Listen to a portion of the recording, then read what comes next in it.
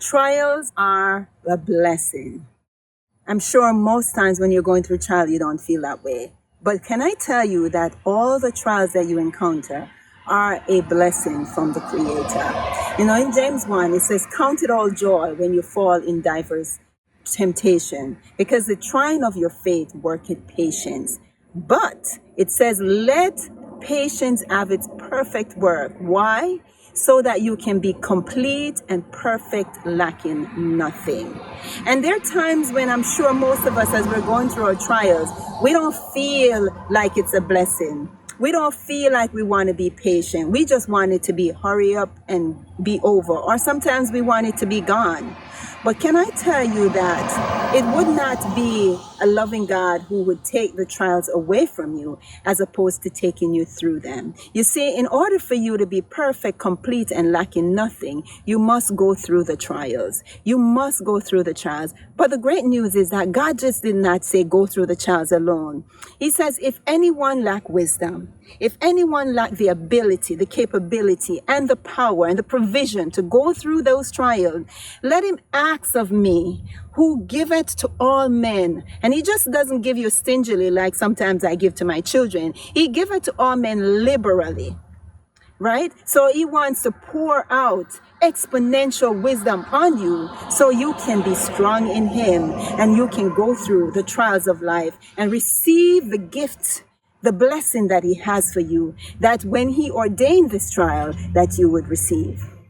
You know, this morning as I went on my walk and I thought about all the challenges that I went through this week. And sometimes you're trying to make sense of all of it. And as I thought about it, the Lord reminded me that my trials are a blessings from him. You know, it's no fun. However, because I know that my only source of strength, listen, God is omnipotent, omniscient. There's not word of his that comes back void. I decided I'm going to just stand on the word that he has given me, that everything that works in my life is for my good. Are you facing some trials today that you can't make sense of? Are you wondering how you can get rid of this? I want to encourage you today to look up and look to the King who is able to keep you. Everything that happens in your life is done for a purpose to promote you. Yes, it's a blessing. No, I know it's hard. I know it doesn't make sense. I know.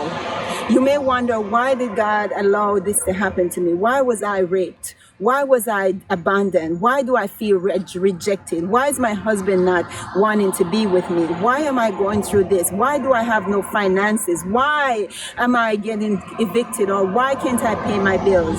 And these are all valid questions. But I encourage you to look to Christ. Because if he allows you to go through it, it means behind that lack of funds is abundance. It means behind that pain is joy. It means right beside and behind that worry is peace. Will you trust God today? Will you trust him that as your trials are a blessing? And you know, I thought about it and I said, our Father would not be a loving Father if he take us out of all our trials, because he says that it's only as we overcome. How will we overcome if we've never gotten a chance to overcome? How will we be able to know him? You see, every trial that we go through reveal a new character of God. You know, when you're going through financial issues and he comes through for you, you come to realize he is your Jehovah Jireh, your provider. When you're going through sickness and pain, you realize that he's your healer. You see, when you've experienced something in your life, it doesn't matter what anybody else says. It's what God has done for you that has kept you strong.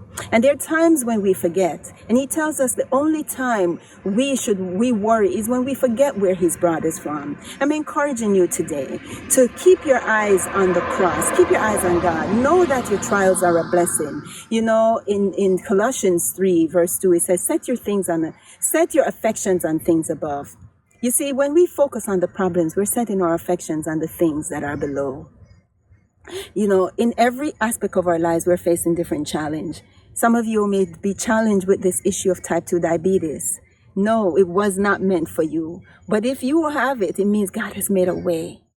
He will take you through it. You know, we can't just take away the type 2 diabetes, right? We have to follow the principles. We have to follow the steps. We have to abide by his precepts. And as we walk through it, we become free of it. You have to go through the problem so you can grow through it. In everything that you face in life, you may be faced with situations that you don't understand. And the desire is that you would be set free. Well, why don't I tell you that God says, commit your ways to him and he will give you the desire of your heart.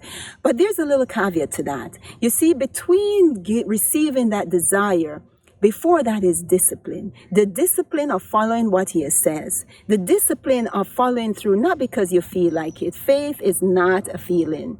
Faith is knowing. Knowing that within the word of God is power. Knowing that you are set free because he said it. Knowing that this battle is not yours. Knowing that he will never leave or forsake you. I encourage you today to ask the Lord to grant you the spirit and the power of discipline to achieve, to go through, to receive the desire of your heart. Let me tell you, have you ever gone through when you're exercising and in the beginning it is so hard?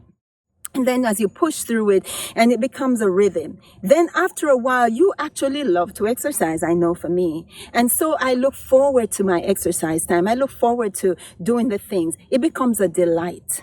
So as you embark on the desires, as you follow the discipline that God has given you, you receive the desires of your heart and it becomes a delight. Trust in your Father today.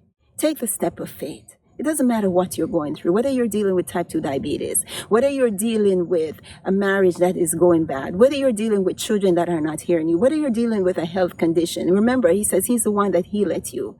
Trust him today. Take that step of faith. Embrace the blessings that you have wrapped up in the trial and receive the healing, receive the joy, receive the peace, receive everything that your Father has for you. Know that you are loved and beloved. Remember, God is with you. Have a great day.